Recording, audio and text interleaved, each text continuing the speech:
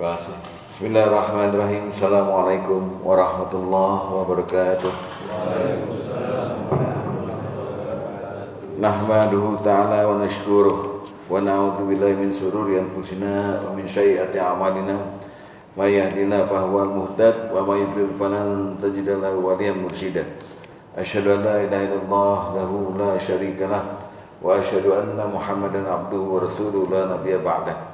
Allahumma fassalli wa sallim wa barik ala hadha nabiyil karim nabiyina Muhammadin sallallahu alaihi wasallam wa ala alihi wa sahbihi ajma'in, amma ba'du. Fa ya ibadallah usikum wa nasib bittaqwallah wa ta'ati la'allakum turhamun. Ma'asyiral muslimin wa zumratul mu'minin rahimakumullah, jamaah mushollatul iman yang dicintai oleh Allah, dirahmati oleh Allah. Mari sama-sama kita bersyukur kepada Allah Subhanahu wa taala. Minimal kita membaca hamdalah alhamdulillahirabbil alamin atas segala nikmat yang Allah berikan pada kita pada pagi ini, sehingga hadirnya kita di mushola ini dalam rangka menjalankan kewajiban Allah berupa salat berjamaah, dan kita lanjutkan dengan muzakarah insyaallah sampai waktu syuruk nanti. Pada pagi ini izinkan saya untuk sharing mengenai satu tema dengan judul singkat judulnya An-Nur. An-Nur. Bapak udah dengar ya? An-Nur tadi Pak? Cahaya. Musola kita kebetulan namanya Nurul Iman. Cahaya keimanan. Lalu saya kemarin seminggu yang lalu saya diundang ceramah Maulid di Musola Nurul Huda di teater. Cahaya apa tuh? Cahaya petunjuk. Ya. Nur. Nah, di ujung usia saya nanti, saya ingin hanya memberitahu bahwa kita ini manusia sebenarnya dijanjikan oleh Allah dikasih cahaya. Jadi kita butuh cahaya.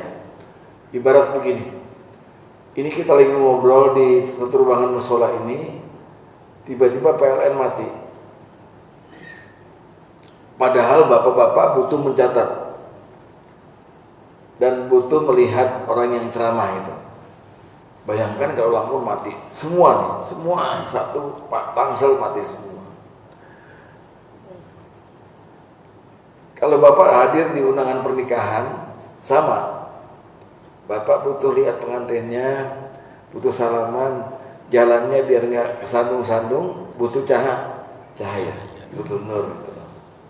Nah ini ada undangan pernikahan yang jelas-jelas di undangannya ditulis perhatian harap membawa senter masing-masing, karena ruang resepsi tidak ada lampu. Ya, jadi bawa senter gunanya untuk lihat cahaya. Nah kita semua manusia ini pada hari kiamat akan menjumpai satu lahan, satu tempat namanya Padang Mahsyar. Padang Mahsyar dari Padang Mahsyar ujung sampai menuju surga dan neraka. Melewati jembatan Sirat, gelap. Tidak ada cahaya sedikit pun. Jadi ketika kita sudah disidang semua, dihisab ya. Tapi insya Allah bapak-bapak di Nurul Iman gak ada hisab, amin. Molos langsung, amin. Kemana Pak? Surga. Iyalah. Di monos kan ada juga yang neraka. Monos surga. Yang diamin-amin dulu sebelum selesai. Jadi kita yang nggak dihisab itu nggak melewati ruang gelap.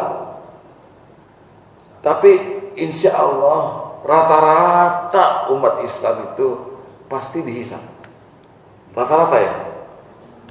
Jarang sekali orang yang bisa masuk surga tanpa hisab, kecuali umat Rasulullah yang jumlahnya 70.000 orang yang terakhir namanya Uqyas. Jadi udah habis itu udah nggak ada lagi, hanya 70.000 dari miliaran umat Islam. Nah, jadi kita insya Allah dihisab, tapi dihisabnya mungkin ada dua macam, hisab yang sulit dan hisaban yasiro, hisab yang mudah, yang gampang. Nah insya Allah kita dapat yang gampang, amin. Nah di ruangan itu setelah kita dihisab, kita ketemu malaikat surur, malaikat azab dan sebagainya. Tibalah saatnya kita membuktikan bahwa kita vonis kita benar, bahwa kita mau masuk surga nih, melewati jembatan namanya Sirat. Kalau orang bilang Siratul Mustaqim. Di bawah jembatan itu neraka jahanam, di ujung jembatan itu surga. Jaraknya luar biasa jauhnya. Nah, di alam itu, alam hisab, waktu kita ngumpul pertama kali sampai di sana gelap. Nah, kepada kita orang-orang yang beriman, Allah janjikan cahaya. Baik cahaya itu di dunia maupun di akhirat. Kalau yang di dunia, cahayanya nggak berbentuk cahaya, bahasanya majasi. Tapi dua-duanya itu di dunia di akhirat, Allah memberi cahaya itu untuk tamsyuna biha. Kamu dapat berjalan di dunia ini dan di akhirat nanti, ya. Jadi kita hari ini ngomongin cahaya. Mudah-mudahan dapat kita, amin. Sekarang masuk kepada bab pertama, makna cahaya. Jadi makna cahaya bermacam-macam, ya. Di antaranya makna pertama adalah cahaya itu adalah unsur atau zat yang menjadi bahan penciptaan malaikat. Itu cahaya juga. Nabi SAW bersabda, "Khuliqal malaikatu min nur." Diciptakan malaikat dari cahaya. Wa khuliqal janna min marijin min nar, dan diciptakan jin dari api yang sangat panas. Wa khuliqa Adam mimma safalakum, dan Adam diciptakan dari apa yang telah dijelaskan pada dalam Quran. Jadi cahaya pertama maknanya zat atau unsur yang menjadi bahan penciptaan malaikat. Pertama cahaya itu, ya. Kalau cahaya yang ini kita nggak dapat, ya. Cahaya kedua maknanya adalah petunjuk. Tadi udah dibilang ada musola Nurul Huda, petunjuk. Rasulullah SAW pernah bersabda begini, Innallaha khalaqa khalqah fi zulmah. Sungguh Allah menciptakan makhluk semuanya dalam kegelapan, ya, kegelapan, ya. Kemudian summa alqa alaihim min nur. Kemudian Allah menyoroti makhluk yang gelap itu dengan cahaya. Belum. Nah, baru Rasulullah bilang, "Faman asabahu min dzalik zalika nur yauma idzin syai'un faqad ihtada." Siapa yang dapat cahaya itu, maka sungguh dia telah mendapat petunjuk. Nah, berarti cahaya yang kedua maknanya petunjuk. Yang pertama maknanya apa? Zat untuk bahan penciptaan malaikat. Kedua petunjuk. Jadi cahaya lawannya gelap. Cahaya bahasa Arabnya nur, gelap bahasa Arabnya zulman. Jadi kalau orang dapat nur artinya dapat hidayah, dapat cahaya. Orang nggak dapat hidayah namanya zulman, orang yang sesat, ya. Oke. Cahaya yang makna ketiga, makna cahaya itu iman. Dalam Al-Quran Al-Baqarah 257 Allah menyebut begini, Allahu waliyul ladzina amanu. Allah itu penolong orang-orang beriman. Yukhrijuhum minadz-dzulumati ilan nur. Allah mengeluarkan orang-orang dari zulumat, dari kegelapan, ilan nur pada cahaya. Maksudnya Allah mengeluarkan orang beriman, Allah mengeluarkan manusia dari kafir kepada beriman. Jadi cahaya yang ketiga maknanya iman, lawannya gelap, kafir, ya. Terus cahaya yang keempat maknanya benar-benar cahaya, artinya sesuatu yang menerangi. Dalam Al-Baqarah ayat 17 disebut masaluhum kamasalil ladzi istaqada nara. Perumpamaan mereka seperti orang yang menyalakan api. Falamma adaa'at ma haulahu, dan ketika Allah menghilangkan cahaya, menerangkan sekelilingnya, zahaballahu binurihim, Allah hilangkan cahaya itu, wa tarakahum fi dzulmatil la yubsirun, dan Allah meninggalkan mereka dalam kegelapan tidak sanggup melihat. Cahaya yang keempat artinya sesuatu yang menerangi. Nah, nomor 2, nomor 3, cahaya sebagai huda dan sebagai petunjuk itu kita dapatnya di dunia. Ya, dapat di dunia. Dan Iman dan petunjuk itu nggak bisa dapat pluk gitu, nggak bisa. Mesti dicari. Iman dan petunjuk dan hidayah mesti diusahakan. Salah satu cara untuk mengusahakan iman dengan datang ke masjid. Salah satu cara mendapatkan hidayah dengan mendengarkan taklim. Ya, jadi kita udah melaksanakan tuh. Jadi semua kita ini insya Allah diberikan oleh Allah cahaya dua macam. Cahaya petunjuk dan cahaya iman. Amin. Amin ya rabbal alamin. Nah, jadi manusia nanti akan diberikan cahaya. Janji Allah. Janji Allah itu dan cahaya hanya diberikan pada orang-orang yang beriman. Orang beriman dengan jenis 3. 1 orang beriman yang bertakwa, 2 orang beriman yang siddiq dan syuhada, 3 orang beriman yang ahli taubat. Hanya 3 orang ini saja yang akan diberikan cahaya oleh Allah. Lainnya enggak. Insya Allah 3-3-nya ini udah kita lakukan.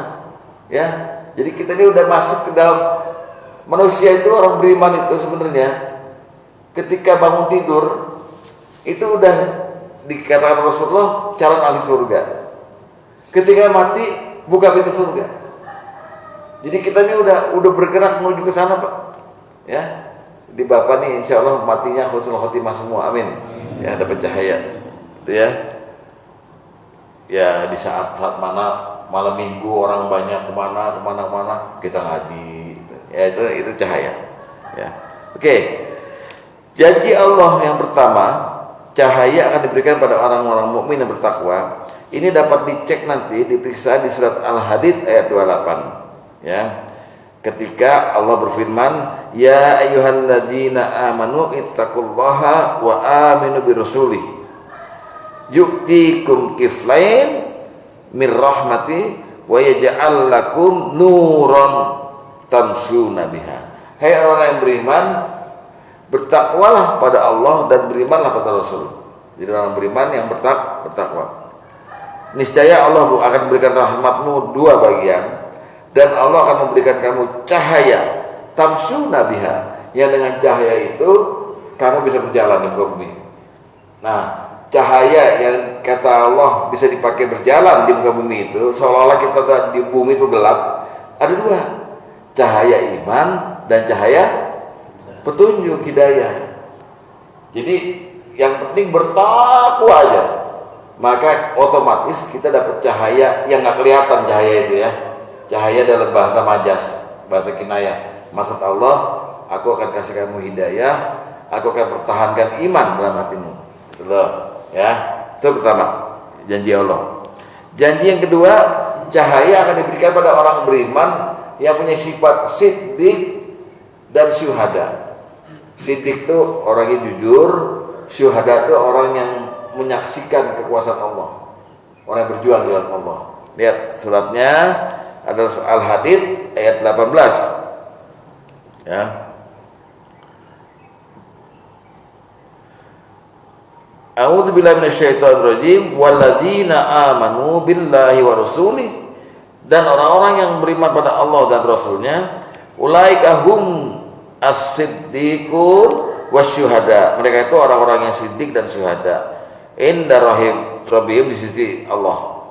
Lahum ajruhum wa nuruhum, bagi mereka pahala dan cahaya untuk mereka akan dikasih. Ya. Yang ketiga, orang mukmin yang dikasih cahaya nantinya adalah orang-orang mukmin yang bertobat. Ini khusus cahayanya dikasih di hari kiamat. Dalam surat At-Tahrim ayat 8 Allah menyebut, ya ayyuhalladzina amanu tubu ilallahi wa taubatan nasuha. Hai orang beriman, bertaubatlah pada Allah dengan taubatan nasuha. Asa rabbukum ayyukaffiru ankum sayiatikum. Mudah-mudahan Allah Tuhanmu akan mengampuni dosa-dosamu, wa yudkhilakum jannah, dan akan memasukkan kamu dalam surga tajri min tahtihal anhar, yang di bawahnya mengalir sungai-sungai. Lalu yauma la yukhzillahun nabiyya, di mana pada hari di mana tidak akan dihinakan nabi, walazina amanu ma'ah, dan orang beriman bersamanya. Nuruhum, cahaya mereka, ya, yas'a baina aidihim wa bi aimanihim. cahaya mereka akan memancar dari di bagian kanan mereka dan depan mereka. Jadi seolah-olah nanti di hari kiamat orang mukmin yang ahli tobat akan diberikan jaket dan senter di kepala. Jaketnya bercahaya di bagian kanan itu. Buat apa jaketnya? Buat dikenalin, oh ini orang beriman. Jadi di padang mahsyar rupa ada dua malaikat yang bertugas, malaikat azab dan malaikat surur. Belum masuk neraka, belum masuk surga di padang mahsyar itu. Kalau ada orang yang jalannya aneh, nggak ada cahaya, tugas malaikat azab tuh ngebukin. Dia disengkap pak, digebukin, dibully. Tapi kalau ada orang beriman, macam orang beriman ini, pakai jaket dengan cahaya di kanan dan cahaya di depan. Orang malaikat yang datang, malaikat surur, mau nggak mau, nah, suruh lewat tak? Dipersilakan, ya. Jadi itu adalah janji Allah kepada orang-orang beriman. Cahaya akan diberikan pada hari kiamat. Nah itu enaknya, ya. Dan skenario-nya nih Pak, pada waktu Bapak udah dapat cahaya, berjalan menuju ruang sidang nih, entah di mizan, entah di ruang sidang, entah langsung masuk surga, pokoknya lewat nih pakai cahaya nih. Banyak orang minta sama Bapak, tolong cahayanya bagi dong. Itulah orang-orang munafik. Orang-orang munafik yang artinya orang Islam juga, tapi gak sepenuhnya beriman lah, ya. Kadang taat, kadang maksiat, namanya orang munafik. Itu akan ngejar-ngejar kita orang beriman ini dan minta cahaya kita. Itu yang cerita Allah. Dalam surat Al-Hadid ayat 13 disebutkan begini. Yauma yaqulul munafiquna wal munafiqatu lil ladzina amanu. Pada hari di mana orang-orang munafik laki-laki maupun perempuan berkata kepada orang beriman, ladzina amanu, unzuruna waqtas tabis min nurikum. Kesini, tolong saya minta cahaya kamu. Tapi orang-orang beriman, bapak-bapak ini akan menjawab, cari sendiri. Nah, Rasulullah menerangkan ayat ini bahwa ketika kita sampai di ujung jembatan itu, kita yang bercahaya ini, orang munafik juga bercahaya, cuman cahayanya redup. Ketika udah mau naik jembatan, mereka makin mati cahayanya. Makanya mereka minta sama kita, minta dong cahayanya. Kata kita, cari sendiri cahayamu. Jadi nanti orang-orang yang bercahaya di hari akhirat menang Pak, menang ya. Tidak akan dia masing-masing orang mendapatkan cahayanya masing-masing. Lalu orang munafik itu akan protes. Kamu kan dulu sama-sama kita ngobrol bareng, mendoan bareng, ya terus apa naik motor apa? Touring bareng, bulu tangkis bareng. Kok sekarang kamu nggak mau kasih cahaya katanya? Beda kita sekarang di sini. Ya, makanya surat Yasin bilang, "Wantazir ayyuhal mujrimun." Maka orang berdosa berpisahlah kamu dari orang beriman, gitu. Ya. Jadi cahaya ini penting Pak. Jadi kita selain kita harus ngumpulin pahala, ngumpulin amal kebaikan, ternyata kita juga harus meraih cahaya di hari akhirat nanti. Jadi Bapak nanti dikenali sama Rasulullah dari cahayanya, ya dari cahayanya yang memancar gitu dari wajah Bapak.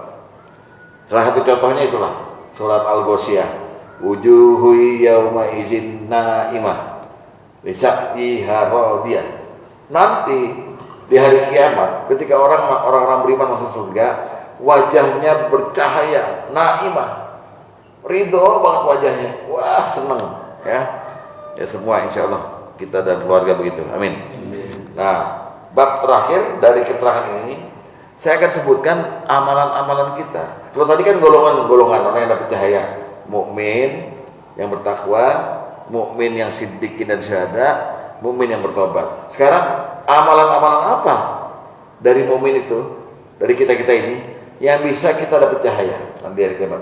Pertama, wudu. Kalau bisa kita tuh seperti Abu Bakar atau Umar bin Khattab. Abu Bakar atau Umar bin Khattab niru Rasulullah selalu menjaga wudu walaupun nggak mau sholat. Jadi wudu, nanti kalau bapak kentut atau apa, wudu lagi. Jaga wudu. Ya. Bahkan Bilal bin Rabah ini berbuat bid'ah, tapi bid'ah yang baik. Bilal bin Rabah, budak di zaman jahiliyah, kemudian diislamkan oleh Abu Bakar. Beliau tuh pernah ditanya Rasulullah, apa yang membuatmu gini? Bilal, aku mendengar suara sendalmu di surga. Sekarang ini Bilalnya masih hidup, tapi suara sendalnya udah ada di surga. Rahasianya apa? Itu Rasulullah tanya sama Bilal, padahal Rasulullah kan Nabi. Nanya. Lalu Bilal berkata begini, aku tidak pernah meninggalkan sholat sunnah 2 rakaat selesai wudu, dan aku terus menjaga wuduku. Setiap batal, aku wudu lagi. Nah, jadi wudu adalah amalan pertama yang bisa membuat bapak-bapak sekalian di hari kiamat dapat cahaya, bercahaya wajahnya.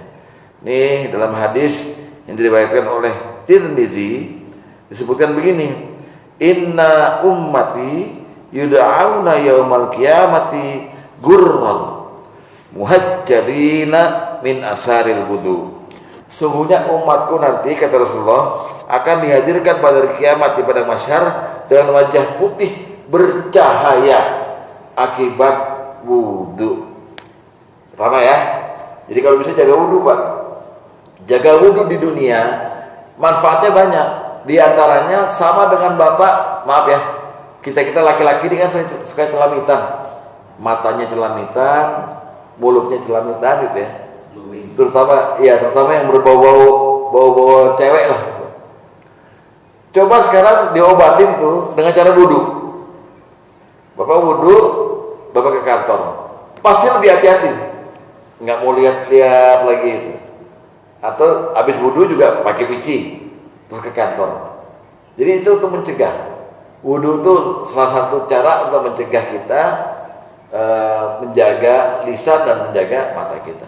Ya, jadi nomor pertama amalan untuk supaya kita dapat cahaya di hari kiamat adalah dengan cara memperbagus dan menjaga wudu.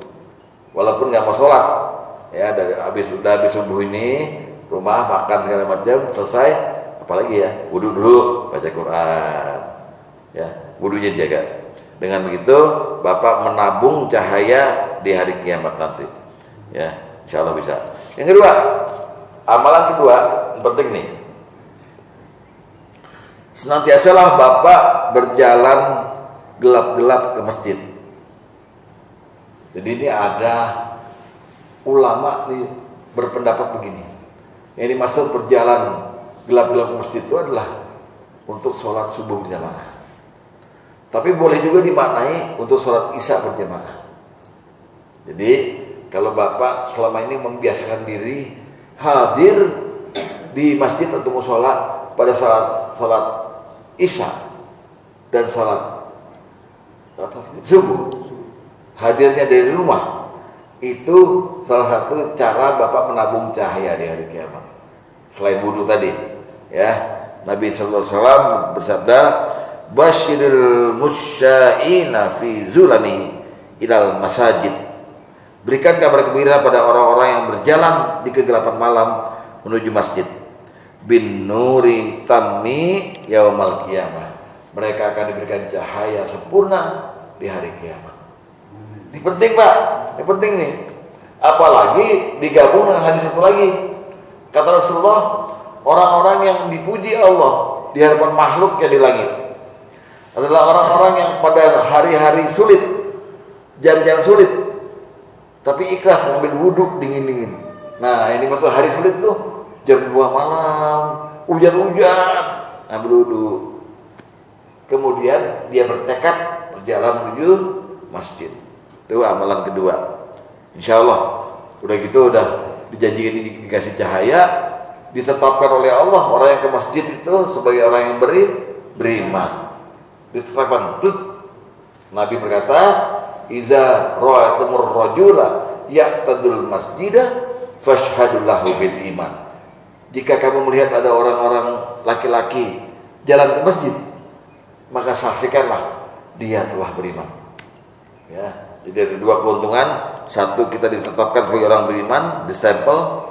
Kedua, di hari kiamat kita akan mendapatkan cahaya. Jangan salah nih, nomor satu udah wudu, nomor dua jalan ke masjid, cahayanya dapat juga double.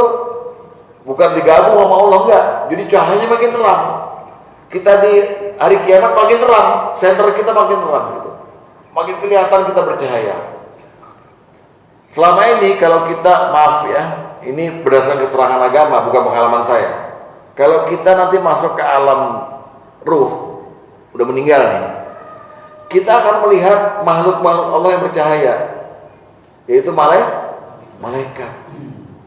Enggak kayak kita keburak-burak gini, apa enggak? Malaikat itu bercahaya.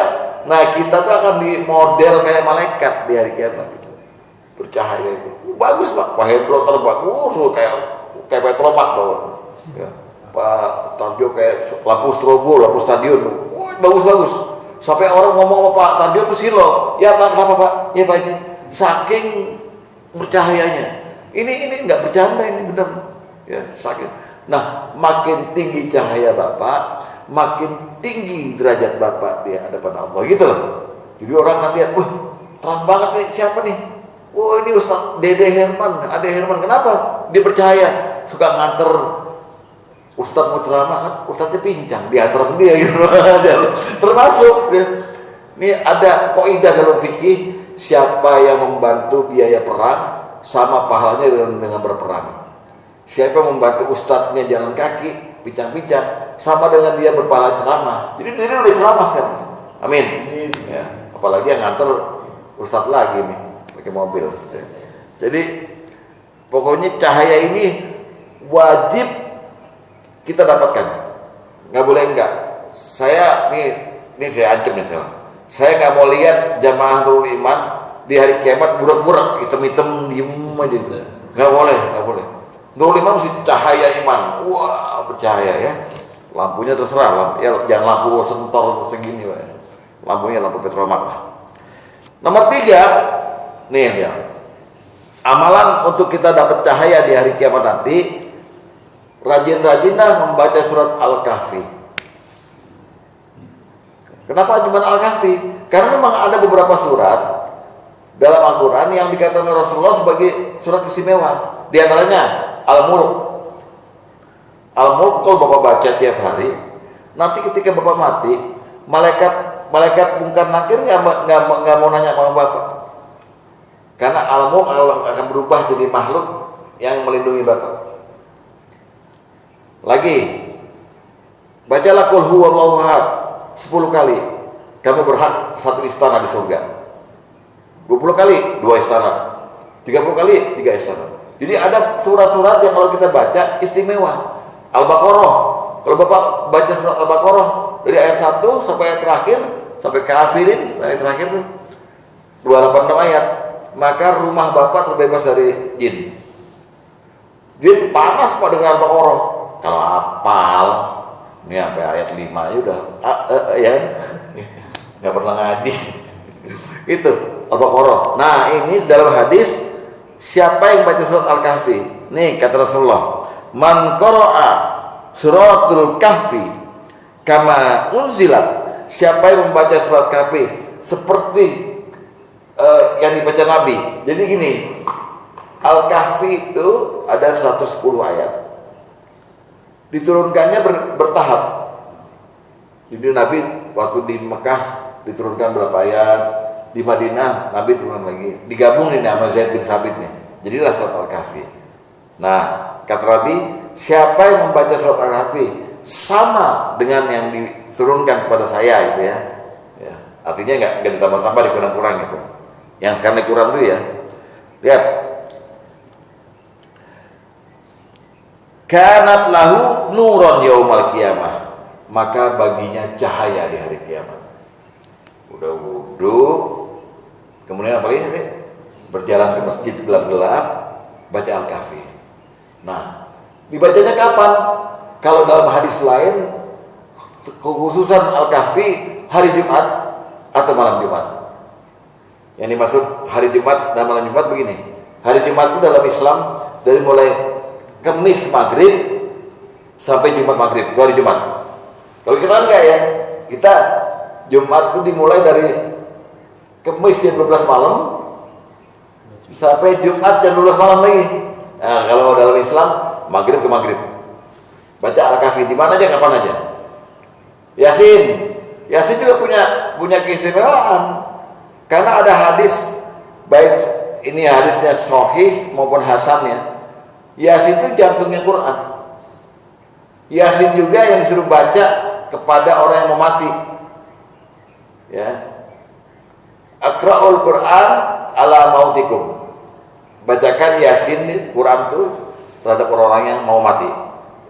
Istimewa. Nah, dalam hadis ini bacalah, barang siapa baca surat Al-Kahfi seperti diturunkannya padaku, maka surat ini akan menjadi cahaya bagi dia di hari kiamat.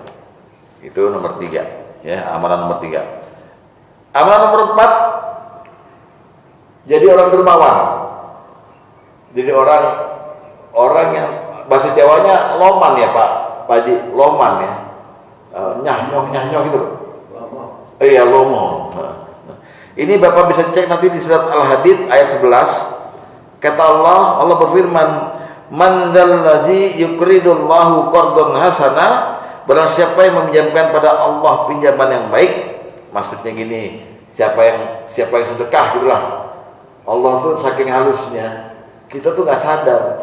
Apa yang kita miliki sekarang itu pinjaman, Pak, dari Allah. Pinjaman kan? Mesti kita balikin ke Allah lagi. Tapi Allah dengan keagungannya berkata, siapa yang meminjamkan saya pinjaman yang baik, padahal Allah juga lagi minjemin kita. Ya kan? Nah, siapa yang pinjaman Allah pada pinjaman yang baik, Allah akan melipat gandakan balasan pinjaman itu untuknya, dan dia akan memperoleh pahala yang banyak. Walahu ajrun karim. Lihat, yauma taral mu'minina wal mu'minat yas'a nuruhum baina aydihim wa aymanihim, yaitu pada hari ketika kamu lihat orang mukmin laki-laki dan perempuan yang memiliki cahaya yang bersinar di kanan mereka dan di depan mereka, gara-gara dermawan. Jadi amalan keempat, selain kita tadi berwudu, lalu yang kedua jalan ke masjid di gelap hari, yang ketiga baca surat Al-Kahfi, yang keempat kita berusaha menjadi orang yang dermawan. Dengan bapak dermawan disebut dengan sahiyu. Kata Nabi, as-sahiyu qaribum minallah. Orang yang dermawan dekat dengan Allah. Wa qaribum minan nas, dekat dengan manusia. Wa qaribum minal jannah, dekat dengan surga. Wa ba'idum minan nar, dan jauh dari neraka. Ya, itu amalan yang keempat. Amalan yang kelima ada 4 macam. Jadi ada amalan kelima, ada 4 macam. Saya bacakan dulu hadisnya, nanti saya terangkan nanti. Kata Nabi, arba'un man kunna fihi kana fi nurillahil a'zam. Ada 4 perkara yang jika ada 4 perkara ini dimiliki oleh seseorang, maka dia akan berada dalam cahaya keagungan Allah pada hari kiamat. Jadi dia akan diberi cahaya yang luar biasa.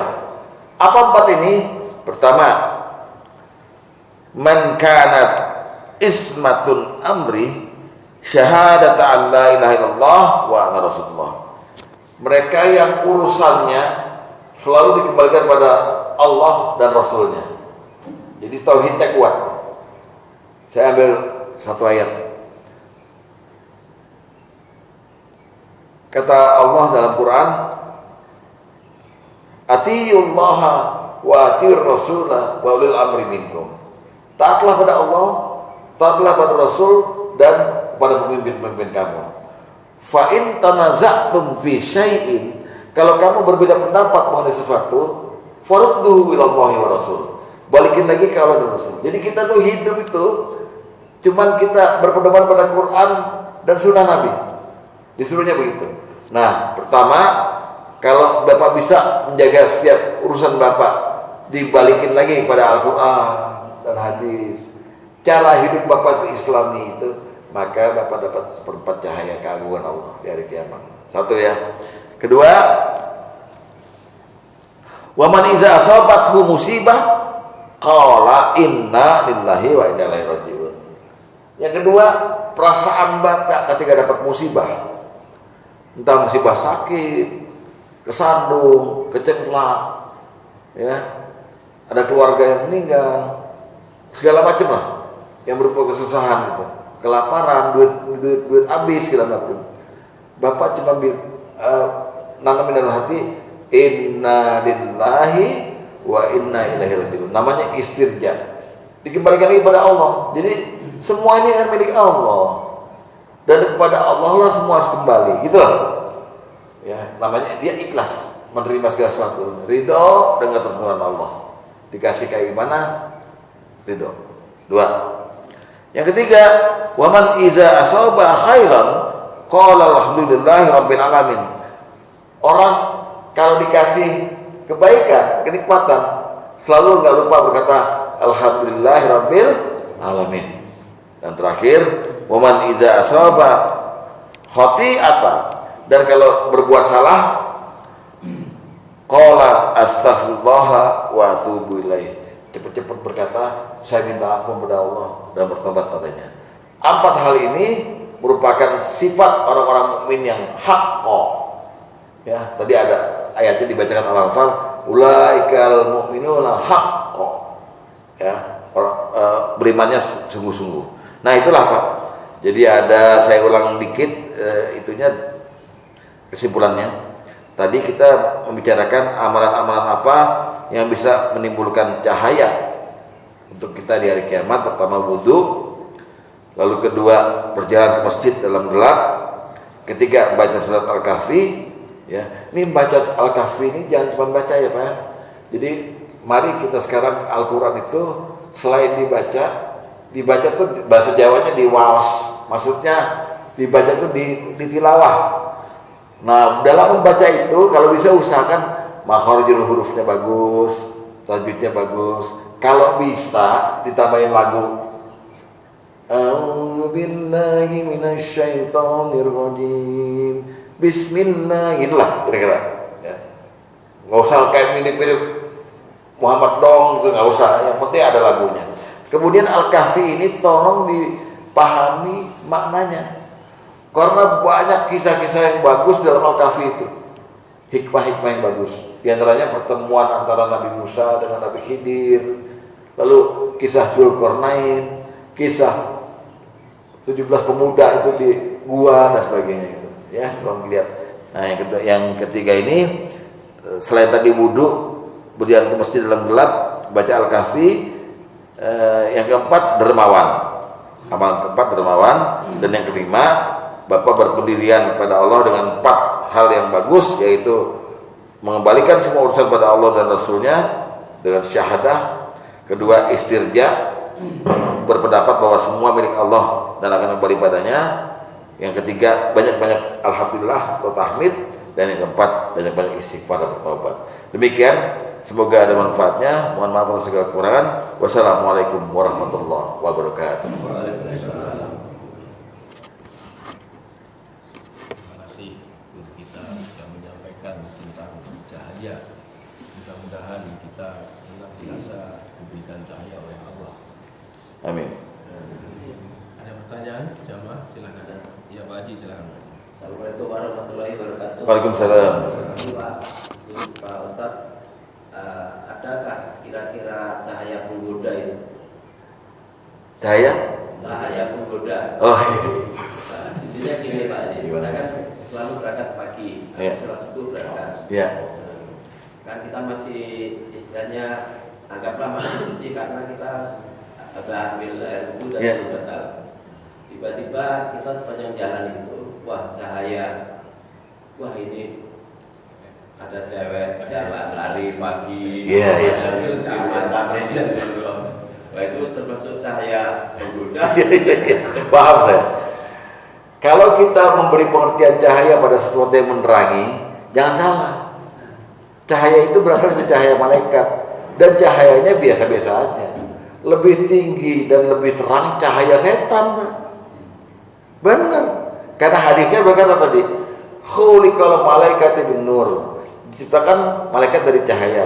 wa khuliqal janna mim marijim min nar, dan diciptakan setan atau jin dari cahaya, dari nyala api, lebih terang dia, sehingga kadang-kadang cahaya iblis lebih menghalangi kita mendapatkan cahaya malaikat itu. Seperti tadi, waduh orang lari pagi kok bunder gitu ya. Cahaya iblis tuh. Kata Rasulullah, setan bernama A'war. A'war ya, bukan Anwar, Pak. A'war adalah setan ini ditugaskan oleh iblis untuk nemplok di pantatnya perempuan dan di payudaranya, sehingga kita tergoda sama A'war. Soalnya A'war tuh lewat batin berkata pada kita, lirik. Nah, kayak ini kita lirik. Dan 90% laki-laki yang melihat wanita pasti arahnya ke situ dan ke situ. Muka pertama lah, tapi bentar muka, habis itu nah itu cahaya. Ada Pak cahaya itu. Saya juga selalu mengucap, Ustaz, kalau melihat itu astagfirullahaladzim, ya Allah. Udah gitu ya.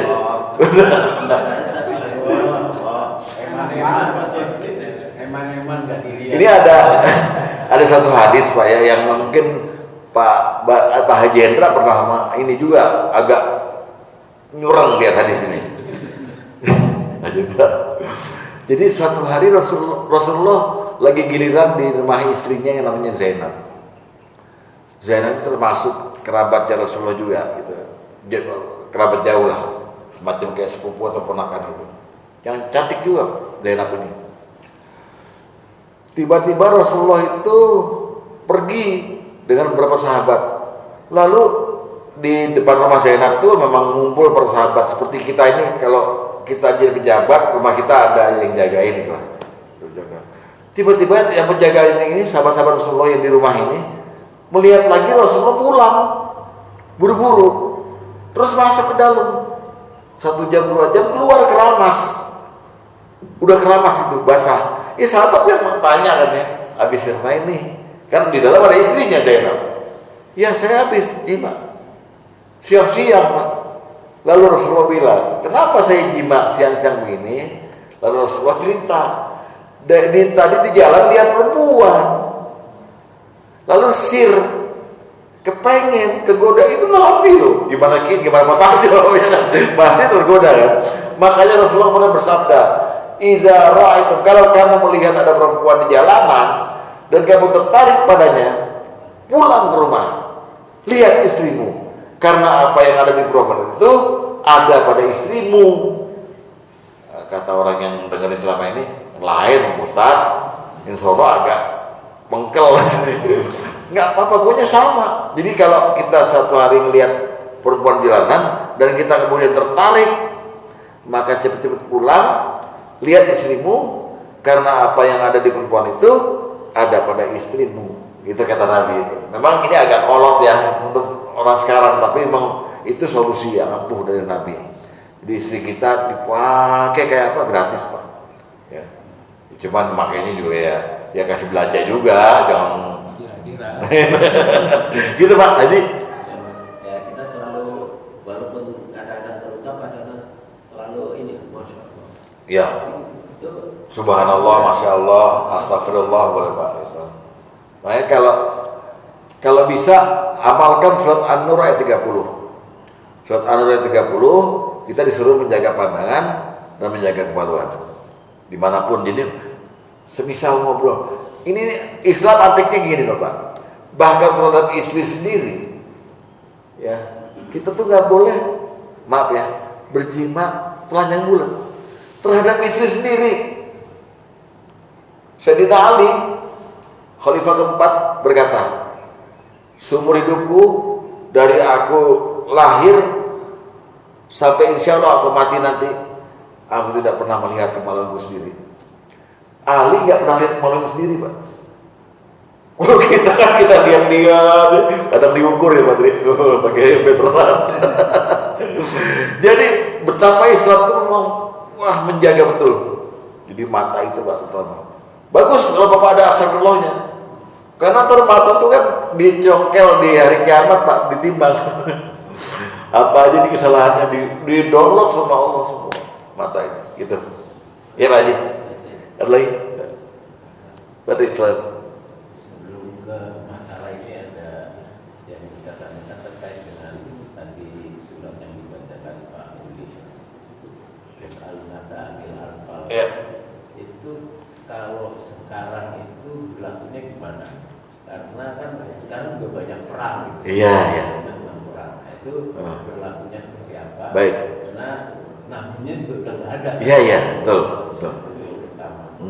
Yang kedua dalam lanjutan ayatnya kan ada wajilat qulubuhum ya, inamal mu'minun. Ketika mendengar zikir Allah, maka wajilat qulubuhum. Itu sebenarnya yang merasakan bergetar-getarannya itu seperti apa? Iya, iya. Oke. Ya terus terang saya kalau kita misalnya zikir aja kan biasanya terucap aja gitu. Subhanallah, tapi getaran yang dimaksud itu yang seperti apa? Iya, ini udah hakikatnya ya. Terus Itu ya. ya. Terus yang tiga pertanyaannya terkait dengan keislaman tadi. Kalau malaikat tadi itu makhluk cahaya, Ya. kemudian roh kita itu apa cahaya atau bukan? Baik. Bagus pertanyaannya. Ya, baik. Nomor pertama saya bacakan lagi yang dibacakan Pak Ludi tadi, Pak Ustadz Ludi, yaitu Bismillahirrahmanirrahim. Yas'alunaka 'anil anfal. Mereka bertanya padamu Muhammad soal rampasan perang, ya, atau ghanimah, ya, atau fai'i. Anfal itu ada dua jenis, ghanimah dan fai'i. Kalau ghanimah itu rampasan perang yang didapat setelah perang. Kalau fai'i kita baru masuk untuk perang, orangnya nyerah. Udah deh, nggak usah perang deh, ini ambil aja. Nah itu fai'i. Ya, nah dua-dua itu namanya anfal. Disebut kalau ada orang tanya sama kamu Muhammad mengenai rampasan perang atau anfal, katakan harta itu punya Allah dan Rasulnya seperlima untuk Allah dan Rasulnya. Kemudian seperlima lagi untuk ilmu sabir segala macam gitu. Nah saat ini udah nggak ada Allah dan Rasul, ya kan? Kita balikin dulu perang kayak gimana ini? Yang jelas yang mirip-mirip dengan perang yang dilakukan Rasulullah adalah perang yang sekarang di Palestina, yang mempertahankan Allah, ya kan? Perang agama gitu. Nah itu mungkin. Nah itu yang jatah Allah dan Rasulnya seperlima dimasukkan ke dalam Baitul Mal untuk kepentingan umat. Kalau dulu kan memang diatur sama bendaharanya Nabi nih, Ibnu Mas'ud. Ini buat Nabi segini, Nabi bagi lagi. Ini buat umat, buat apa itu. Nah sekarang nggak ada Nabi, masukin Baitul Mal. Kalau ke Baitul Mal sekarang nggak ada, masukin ke bendahara Patri, musola gitu. Masukin ke situ, dipakai untuk kepentingan umat. Itu berarti. Itu yang pertama ya. Yang kedua mengenai wajilat qulubuhum. Iya, makna bergetar hati ya. Idza dzikrallahu wajilat qulubuhum wa idza tuliyat ayatihim zadatum imana. Bergetar hati itu gini. Ketika disebut nama Allah dan semua kalimat Allah, terutama mengenai neraka, mengenai surga, mengenai pahala, mengenai dosa, orang beriman itu sensitif. Seperti yang dilakukan Abu Bakar. Abu Bakar itu kan kalau disuruh jadi imam itu menolak. Saya terlalu cengeng ya Rasulullah. Misalnya kita jumpai begini, fadzakir innama anta mudzakir lasta 'alaihim illa man fayu'azibullahu al-azabal akbar. Itu Abu Bakar pernah baca itu azab yang gede, pingsan langsung jadi imam. Nah itu namanya wajilat qulubuhum. Kalau dengar ayat-ayat mengenai surga, geter, seneng gitu. Jannati tajri min tahtihal anhar gitu. Jadi hatinya bicara, hatinya seneng. Kalau bicara mengenai sesuatu yang tegas, ucapannya tegas, hatinya juga perintah. Jadi sesuatu yang mengenai Allah, apalagi dengar kalimat Allah dalam azan misalnya, Allahu Akbar, Allahu Akbar. Wah, getar dengar kalimat Allah dan segala firman mengenai hal yang baik atau yang buruk, hatinya bergetar itu loh. Ada orang yang azan dikumandangkan tapi azan lagi, baru lohor, udah asar lagi. Nah, berarti dia imannya kurang. Jadi wajilat qulubuhum maksudnya kalimat kata-kata Allah atau firman Allah mengenai kebaikan dan keburukan selalu mengena di dia gitu. Saking yakinnya dia sama Al-Quran. Gitu lah. Yang ketiga apa itu dia? Iya. Jadi gini. Kan ada kalimatnya begini tadi di hadis. Khuliqal malaikati bin nur. Ciptakan malaikat dari cahaya. Wa khuliqal janna mim marijim minnar, dan diciptakan jin dari nyala api yang sangat panas. Wa khuliqa Adam, dan diciptakan Adam dan anak keturunannya mimma safaralkum, dari yang telah dijelaskan oleh kamu dalam Quran. Nah, Al-Quran menjelaskan bahwa Nabi Adam diciptakan dari tanah, ya kan? Dari tanah. Kemudian dari situ Allah menjelaskan dalam Al-Hajj ayat 5, aku tiupkan ruhku, sebagian dari ruhku, kata Allah itu. Sehingga kita di perut ibu waktu udah 4 bulan ditiupkan ruh. Pertanyaannya sekarang, apakah ruh itu ada unsur cahaya? Ada. Nah, Nabi yang menjelaskan dalam hadis, lihat ya. Jadi kita ini ada unsur cahayanya, Pak. Ada unsur cahayanya. Lihat ya. Nabi pernah menjelaskan begini, Pak Tri ini ya. Saya kasih hadisnya. Innallaha khalaqa khalqahu fi zulamin. Oh sorry. Yang satu lagi. Nah ini dia. Sesungguhnya lama khalaqallahu Adam, ketika Allah menciptakan Adam, masaha zuhru, Allah mengusap punggungnya Adam. Dari punggung yang diusap oleh Allah itu Adam, keluar semua ruh kita. Jadi kita ini udah ada ruh kita di alam sana, Pak. Ya, Nabi Adam diciptakan, punggungnya diusap, kita semua berdalam bentuk ruh keluar. Nah di situ kemudian sempat diterangkan Rasulullah, waja'ala baina ainain kullu insanu minhum wa yasbu bin nur, dan Allah ciptakan di ruh kita masing-masing, di antara kedua mata kita ada cahaya biru, cahaya. Jadi cahaya buat kita ini cuma unsur, salah satu unsur. Selebihnya ruh dari tanah, dari air mani, ada cahayanya, Pak. Cuma itu hanya unsur sedikit aja. Dan sekarang belum kelihatan. Kalau Bapak mau melihat cahaya kita masing-masing, kita mesti mati dulu, Pak. Baru lihat, patah jadi cahayanya di antara kedua mata. Itu Pak Tri, jawabannya. Baik. Ada lagi nggak? Cukup Ustaz. Ditutup. Ya, terima kasih. Kita ucapkan kepada guru kita yang telah menyampaikan materi yang sangat bagus, yang insya Allah bermanfaat buat kita semua. Amin. Kita akhiri majelis pada pagi hari ini dengan membaca kafaratul majelis. Subhanakallahumma wa bihamdika asyhadu an la ilaha illa anta astaghfiruka wa atubu ilaik. Billahi taufiq wal hidayah. Wassalamualaikum warahmatullahi wabarakatuh. Waalaikumsalam.